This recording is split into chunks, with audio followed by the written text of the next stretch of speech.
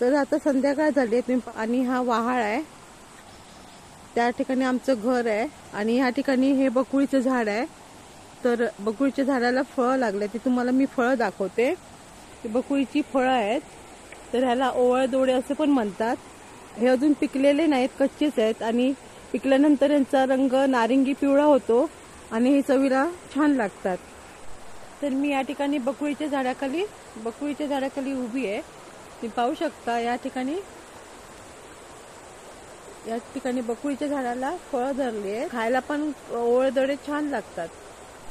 आणि हे आहे सीताफळाचं झाड आणि सीताफळाला ही अशी फुलं फुलतात, बघू शकता तुम्ही. तर ही सीताफळाची फुलं हिरवा चापा असतो तशी दिसतात. रामफळापेक्षा सीताफळ चवीला खूप गोड आणि छान असतात.